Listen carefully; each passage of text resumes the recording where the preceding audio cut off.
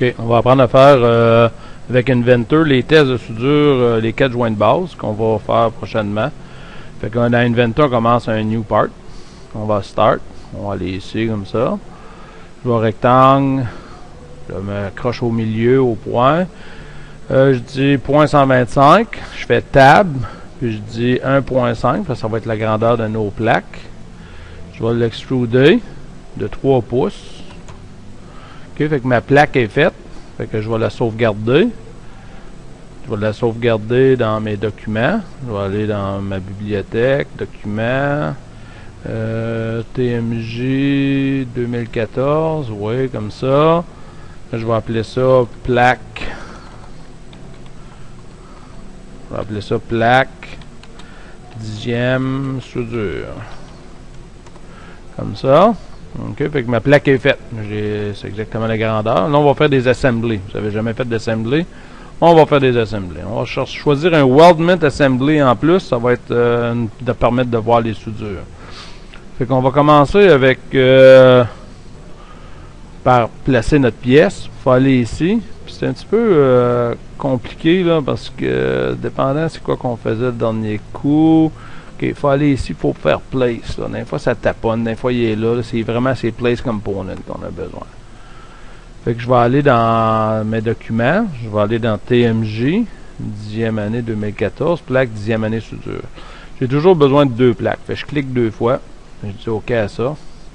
Là, on va apprendre ce qu'on appelle constraint.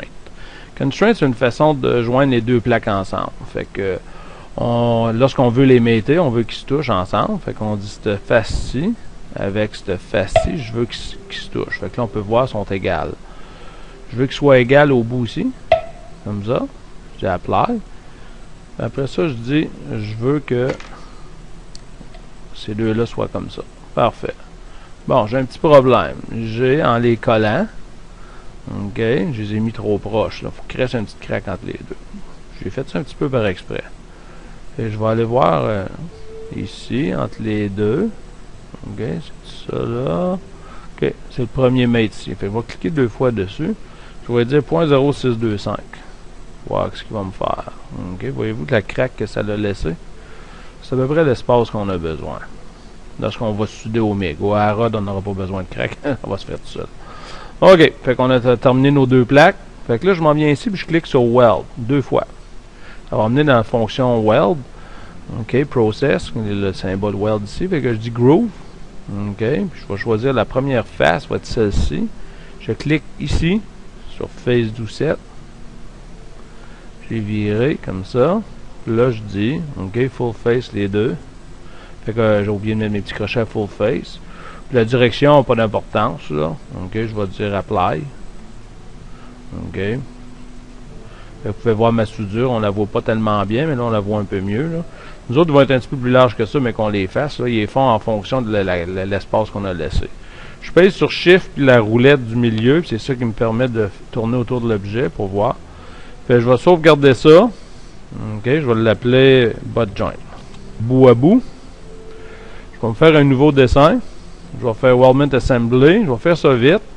Je vais aller à assemble. Là, mon place il est là comme que j'aurais aimé qu'il soit le premier coup. Là. Des fois, je mets toujours 2 plaques comme ça. OK, faire un T-joint. C'est ça qu'on va faire. On va mettre un constraint. Fait que je veux que cette plaque, la surface ici, soit flush avec elle ici, comme ça. On va faire un joint hanté. Je veux que les 2 bouts, j'ai choisi bout les flush, comme ça, apply. Après ça, je vais mettre flush ici, mais après ça, je vais mettre un offset. Vous, les deux se sont placés. La réponse est 0.6875. Quand que ça va pas sur le bon bord, tu mets un moins. Comme ça. C'est rare, ça dépend dans quel ordre qu'on le fait. Fait que ça va être notre T-joint. OK, fait que je tourne mon T-joint pour qu'on le voit comme il faut. Je m'en viens ici à Weld, si je veux. Je dis Weld. Fill it, parce que c'est un joint à 90 degrés. Première face est ici. La deuxième face se trouve être ici. On va lui donner une grosseur de 0.187.5. OK.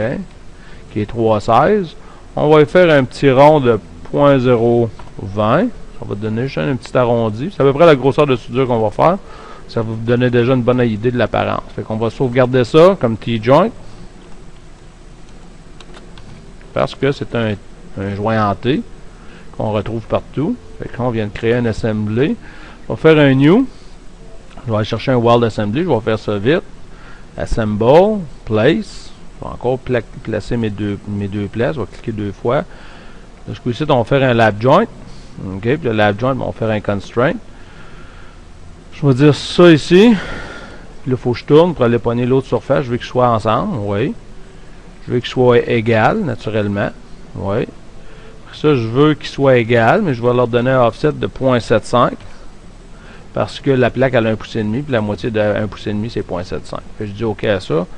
Mon lap joint il est fait. Je vais le tourner pour qu'on le voie comme du monde, là, en pesant sur Shift, là, et en pesant sur la roulette.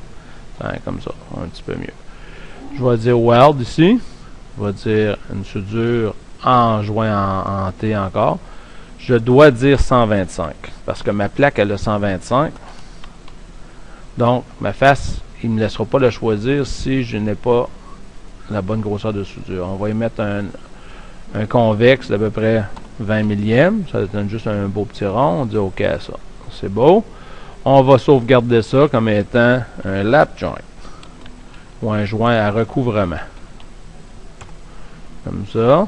Bon, on va faire le dernier joint qu'on va faire, qui est le corner joint. Fait que je vais placer encore la même plaque 2 fois.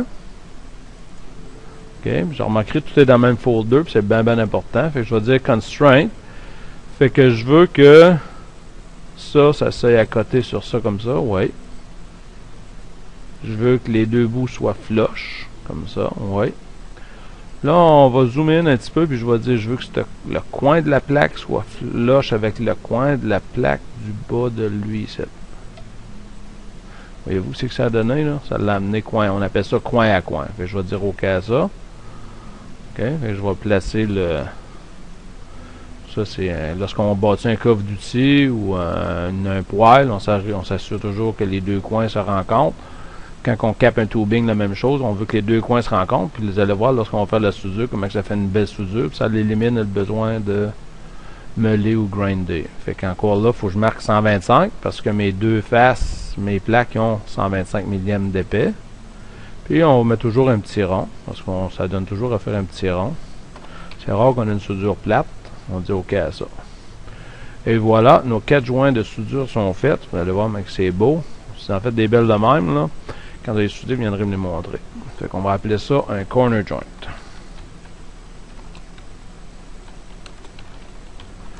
Comme ça. Bon. OK. Fait qu'une fois qu'on a terminé de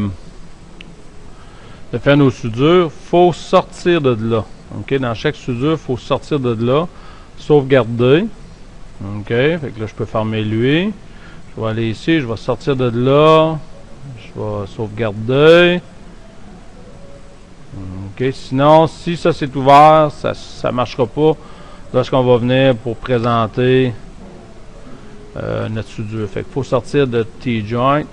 OK. On peut le fermer. Là, il nous demande, il dit, veux-tu faire les changements? Je dis oui. OK. Elle, on peut la fermer parce qu'il n'y a rien d'ouvert. Je vais dire New. OK. Je vais chercher IDW, qui veut dire Inventor Drawing. Je m'en viens chercher Base View. Je vais aller ici. Je vais aller Butt Joint, qui est le premier. OK, si on regarde la vue du bout, c'est pas vraiment la vue que je veux. Fait que je vais aller changer la vue ici, l'orientation. Fait que je vais aller ici, puis je vais dire, fais une rotation de 90 degrés. OK, fait qu'on peut le voir comme ça. Fait que je dis OK à ça. Je dis Finish Custom View. Je vais la placer ici. On va les placer un petit peu partout. Fait que je vais marquer, je vais la mettre de même. Je vais juste la mettre au côté ici. OK, c'est pas nécessairement de même qu'on ferait ça normalement. Je vais faire Right Click, Edit View. Je vais dire Shaded. Fait qu'on peut voir la soudure si on regarde de proche. Là. OK, fait que je vais faire la même chose pour les autres 4 joints de base. Alors, regardez, on répète la même affaire. Fait que le deuxième test qu'on va faire, OK, c'est le lap joint. OK, fait que je vais dire OK à ça. Là, le lap joint, non, on va retourner chercher Base. J'ai pas remarqué tout à l'heure parce que mon écran n'était pas là. Ça, c'est pas la bonne angle. OK, lorsque ça, on va déliter ça. OK, Base View. On va aller chercher Lap Joint. Open. Là, voyez-vous, on peut le voir à l'ordinateur qui n'est pas sur le bon sens. Fait que je vais dire, vire-moi ça. Je veux qu'il soit tourné de 90 degrés. OK.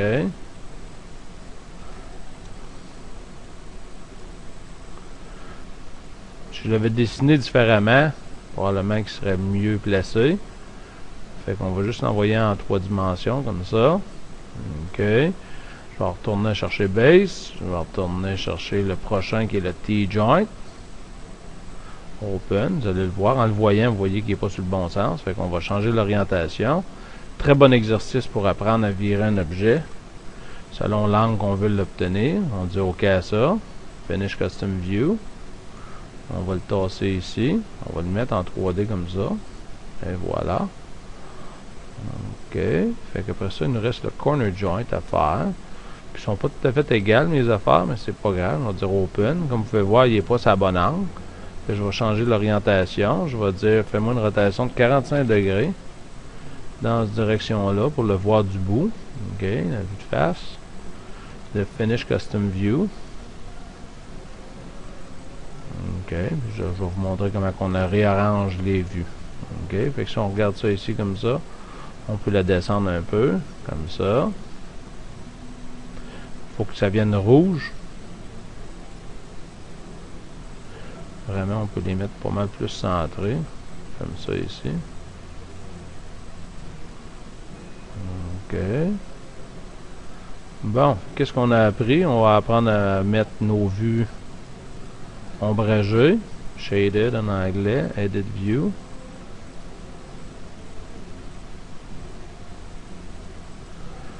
Et voilà. Fait qu'on peut arriver puis mettre des dimensions si on veut.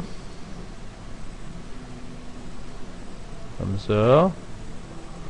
Et comme ça ici.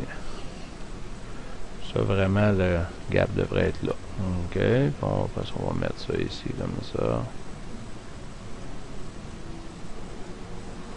OK. Puis il manque juste la longueur.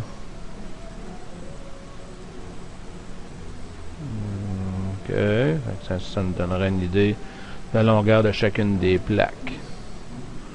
On pourra les... Fait que ça, faut que ça soit... OK. Identifié. Fait que ici, on va l'écrire en dessous. Toujours en majuscule.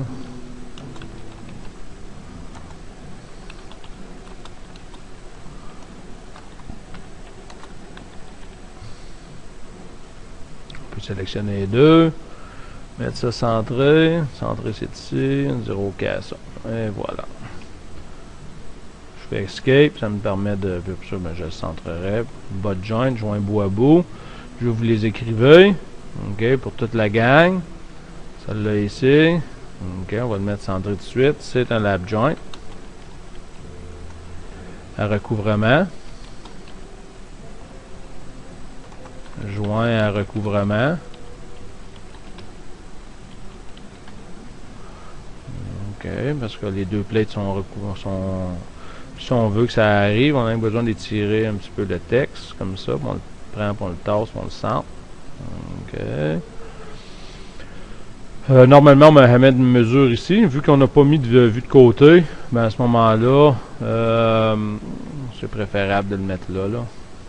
Ça ici, c'est T-joint.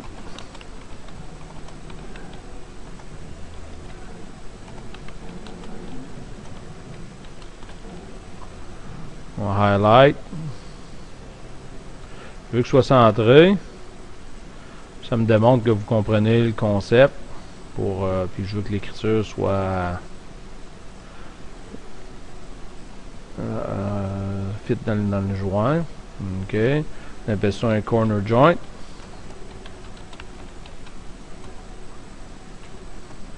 Joint en coin. Highlight. OK, ici. Fait que je pogne ça. Je fais Escape une couple de fois. Ça me permet de... Et voilà. Puis pour imprimer, ben c'est très facile. Très facile. OK, on va sauvegarder ça comme 4 joints de base.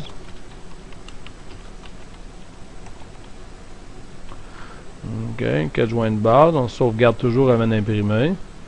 Lorsqu'on vient le temps d'imprimer, Donc, on aurait peut-être pu grossir notre échelle, là. On aurait peut-être pu grossir nos vues, puis les tasser ici comme ça, en mettre deux là, puis en mettre deux là, si on aurait voulu. Ok, c'est pas dur ben, on a juste à grossir la vue ici. Celle-là, vu que c'est la première vue, on a juste à la grossir et dire 1.5, on est égal à 1. Fait que ça va la grossir d'une demi-fois. Ça pourrait être pas pire. Ça, on pourrait faire la même affaire à lui, là. Edit View. Ok, fait qu'on dit OK. Ça aurait de la moins fou un petit peu. Puis je veux que vous le faites de cette façon-là parce que ça va démontrer que vous êtes capable de jouer avec l'échelle. J'ai fait ça un petit peu intentionnellement. OK, parce qu'une fois qu'on a terminé, OK, lui ici, on devrait tout échanger. OK, ça nous permet de les voir un petit peu plus gros. OK, la grosseur de page n'a pas vraiment d'importance parce que on peut même le monter un petit peu plus haut, comme ça, puis lui le descendre un petit peu. Il faut le poigner par la vue. L'objectif, c'est que je veux vous appreniez, oups, je veux vous appreniez à manœuvrer, manipuler les objets. C'est ça l'objectif. Ok, comme ça ici, là, c'est pas acceptable. On n'a pas le droit de faire ça. Fait que la façon que je peux m'y prendre, c'est poigner ça et la rentrer un petit peu. Normalement, on ne mettrait jamais de mesure sur cette vue-là, mais vu qu'on n'a pas de vue de côté, parce que je vois pas le besoin de mettre une vue de côté. Puis n'oubliez pas de jamais mettre vos mesures dans le bois, là. OK. Ça donne rien. Fait que lui ici, on va le grossir aussi, Edit View. Je dis OK à ça. Celle-là ici aussi, Edit View. Comme ça, je dis OK à ça. Fait que là, lui, je peux le descendre un petit peu, le mettre égal à l'autre, vraiment. Fait que quand on a fini, ça veut pas dire que quand on a commencé, on a bien placé nos affaires puis qu'on n'a plus besoin de les retoucher, là. Souvent, on s'organise pour, une fois qu'on a terminé de placer nos objets, on a une meilleure idée de ce que ça a l'air. OK. Fait que ceux qui auront tout écouté mon vidéo, ben, vont savoir quoi faire. Puis si on regarde ça ici, le bas devrait s'aligner pas mal, là. Puis ici, c'est pareil, la même affaire, là. OK. Puis si on regarde ça, ben, je pense que ça fait bien du bon sens. Fait que je sauvegarde encore. Ensuite, je print. Je dis best fit toujours. Je fais toujours un preview. Après ça, je dis imprimer. OK. Et voilà, on remet. Et puis, ça devrait ressembler à cela. OK. Puis ça, c'est les 4 joints de base en 10e année.